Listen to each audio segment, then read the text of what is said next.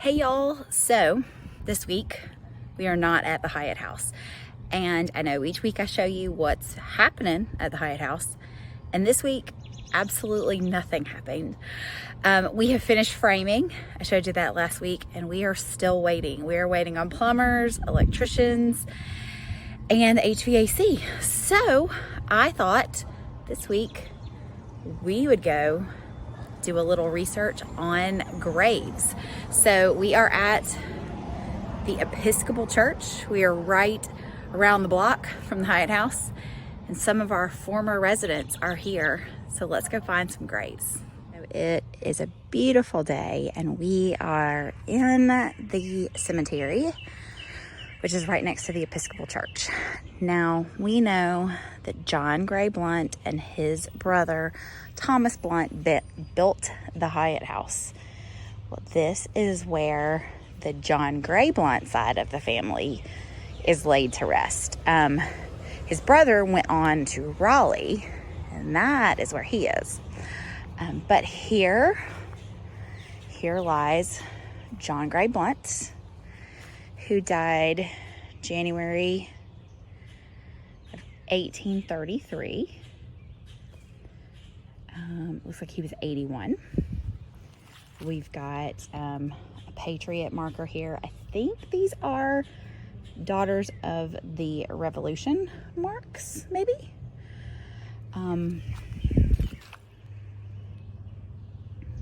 We have John Gray Blunt, born 1752, died 1833, chain bearer to Daniel Boone, helped establish the town of Washington, was one time the largest landowner in the U.S., member of the Constitutional Convention in 1788 and 89. And here's where his wife Mary lives.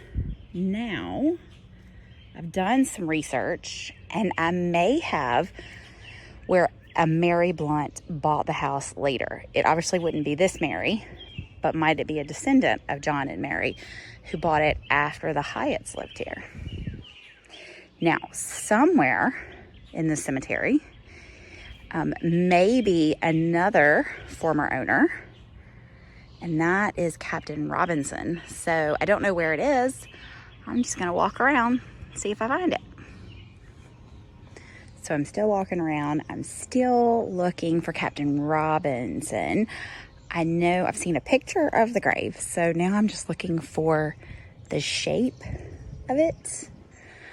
No luck yet. What I am seeing are lots and lots of Myers, and you know, the Myers house is the house next door to the Hyatt House, and they have always been a very prominent family in Washington. So lots of Myers, but haven't found Captain Robinson yet.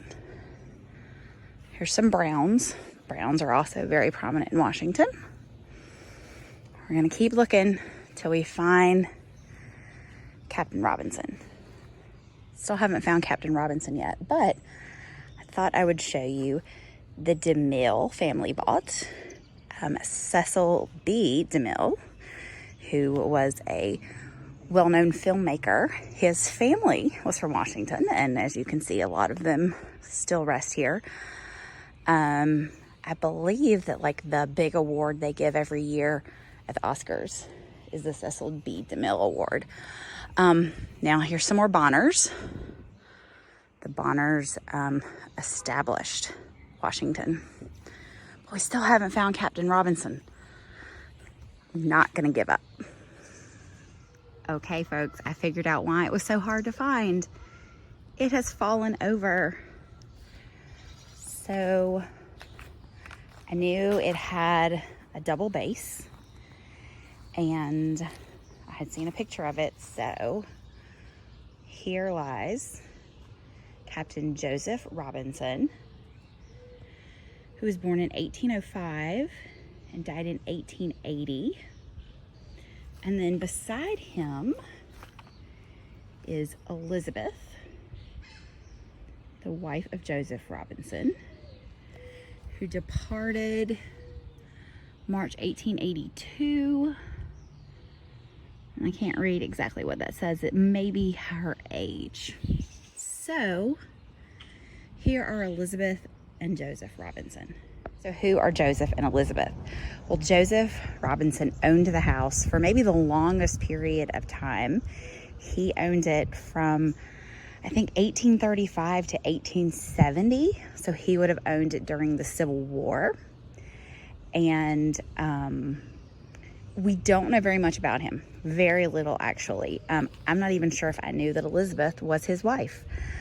I do know that his descendants have shared some information along the way, and that's actually where we got this photograph right here of the house. But that's all we know. Now, this may be cool though, because you remember these two pictures, one of which we did get from Joseph's descendants, and this one on the left that we found inside the house. Now, we don't know if these are the same women, but could either of these women be Elizabeth? I don't know. Maybe. So as far as I know, all of the owners that I currently know of, those are the only two that are buried here, the Blunts and the Robinsons. So now we're going to head to the other side of town. We're going to go to the big cemetery and see if we can find the Hyatts. All right, folks, here's the final resting place of Lockwood Hyatt, along with his wife Elizabeth and their two youngest sons. Actually, they're two sons. They had two daughters later, but they had two sons that did not live very long. But here lie the Hyatts. I'm gonna go a little closer, see if you can see. We've got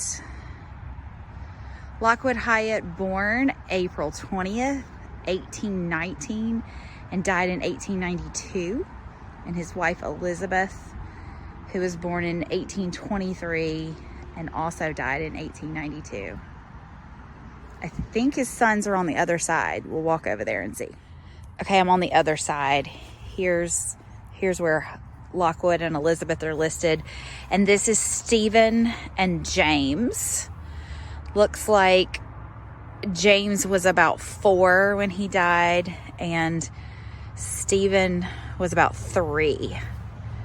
So they're the children of Lockwood and Elizabeth.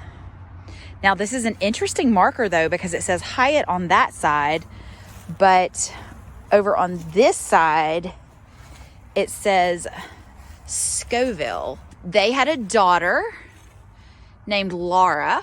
I saw her on the census, and she probably married a Scoville. So the interesting thing is there's nothing there. So either it's worn off or maybe it was never engraved. But Laura was the wife of E.F. Scoville, born and died in 1888. I saw that she was listed on the 1880 census. So, and then it says, "We shall meet again." So we're right by the Scovilles. All of those are the Scovilles. So that's why there's 2 last names on here. Now, I am doing some research on their youngest daughter, Olivia, and I'm going to tell you about that soon. Hey folks, so I'm not at the Hyatt House. I'm not even in Washington. I'm in Greensboro. And I know some of you know that I used to live here. I come here pretty regularly. And in my research, I learned about the Grissom family. Now, why do we care about the Grissoms? Because Olivia Hyatt Grissom, who married William Lee Grissom, who was a minister, they moved to Greensboro after they got married, and they had Hyatt A. Grissom, and of course her maiden name was Hyatt, and she is Lockwood Hyatt's youngest daughter, and she's actually the only child that lived to be an adult, that outlived Lockwood and his wife. So I showed you the grave for Lockwood, his wife, his 2 boys, and his daughter Elizabeth. And this is the final resting place for Olivia. So she moved to Greensboro. She lived downtown, ironically not that far at all from where I lived when I lived here last. And this is her final resting place. So Olivia's son, who she named Hyatt, was a pharmacist, and he had a pharmacy here in Greensboro. And then there's an Elizabeth Smith, and I'm not sure. I'm gonna look this up because I don't remember who this is, but I do know that in Lockwood's will that he mentions leaving things to the children of William and Olivia. So that would be Hyatt and maybe Elizabeth as well. So Olivia would have lived in the Hyatt House before she married and moved to Greensboro. All right, folks, so we went around North Carolina in a few minutes. We walked from the Hyatt House around the block to the St. Peter's Episcopal Church, where we found a few graves. We went across town to where Lockwood and his family are resting. Now, originally, Lockwood would have been at the Methodist Church. There aren't any graves there anymore, so they were moved out a little bit. And then we went to Greensboro, my old stomping ground, and that's where Olivia and the descendants of Lockwood are. So now we're back at my house, and I can't wait to go inside, get on Ancestry, and see what else I can find. I'm gonna see what else we can find about Elizabeth Robinson and see, could that woman in the pictures be her? So that's what's happening at the Hyatt House this week. Thanks for joining us. Come back next week and hopefully we'll have some plumbing to show you. So see you soon.